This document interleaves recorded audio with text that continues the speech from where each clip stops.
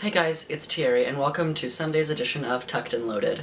I, obviously, am your Lady Sunday, but obviously I'm not exactly Lady Sunday today, I'm Boy Sunday.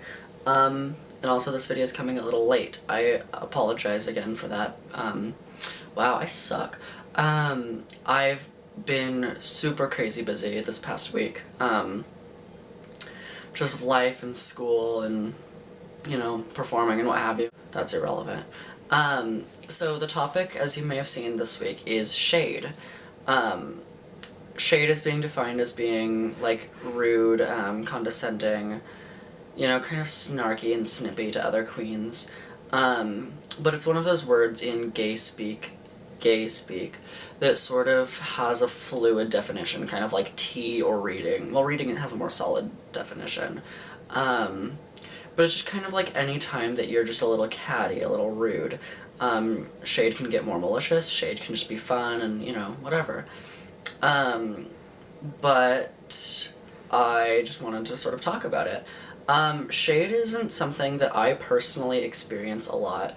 I feel like it's one of those things that in order to get it, you really have to give it in some aspects. Of course, that's not always the case. Of course, there are the people that will come up to you and be, you know, malicious and rude for no real reason, mostly because they're insecure with themselves. But I just kind of see myself as one of those people that's not necessarily rude to people. Of course I love a good read, like, even if it's at my own expense. Like, I love reading my other girls and whatever, but I know when to do it and when not to do it.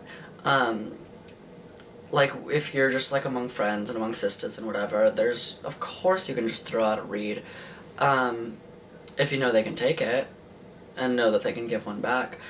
But when it's just someone you don't even know, there's really no need to just be rude and catty. And, for example, I was reading on Annie Nervosa's status the other day, saying she was working Tuesday at, Whorehouse at Mickey's in West Hollywood. And,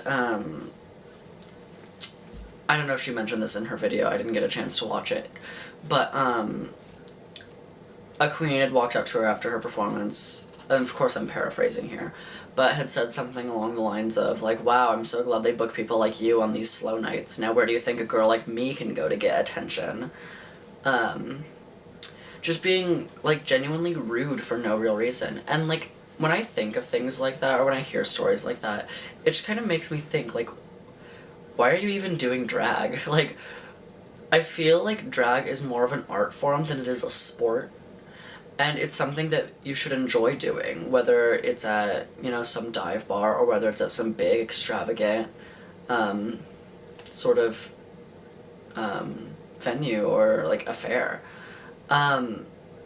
Some of the best performances I've ever done, and some of my personal favorites and most, like, artistically fulfilling, have been just in the smallest, like, places, or the places that don't really have the biggest, like, impact in the long run.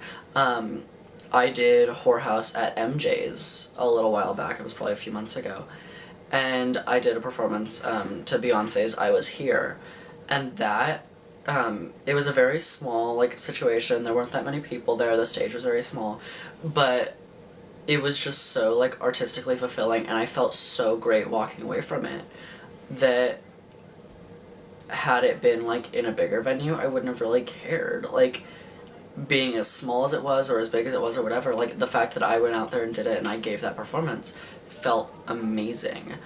And I didn't need anything more than that. And so I feel like when you complain about, like, oh, you know, it's such a small venue, or meh, like, I can understand the whole money concept of it, but if you're that worried about the money, don't be an artist. Don't expect, you know, a thunderous amount of applause for every single thing you do. Like, everything you do is accompanied by a risk, and is accompanied by, you know, someone saying, you know, that wasn't that great. And it happens to all of us, to the best of us. But, like, in the end, like, in the long run, if you're not enjoying what you're doing, and if you're not in it for, like, the reason everyone else is, get out of it. Like, there's no need to stick around in a situation in which you're miserable. And I feel like the queens that are the shadiest and that are, you know, genuinely rude and genuinely just, like, not fun to be around are the ones you can tell just really aren't enjoying it anymore. And if you're just gonna be miserable and project your misery upon others, why stay in the game? There's no point to it. None. So I mean, I guess that's really all I have to say on the topic of shade. Like I said, it's not something that I personally experience a whole lot. But I mean, it's happened before. But it's not worth going into. I don't put much weight on situations like that in which people are rude to me. Like, if there's something to take from it, like a constructive amount of criticism, then by all means, I'll listen to you and I'll consider the advice that you have to offer. But if you're gonna come at me and come for me and, you know, be rude, I don't have the time for it. Sorry. But yeah, that's all I have to say. I hope you enjoyed the video. Comment, like, subscribe, follow all of us girls. And yeah, keep watching next week. See you then. Bye.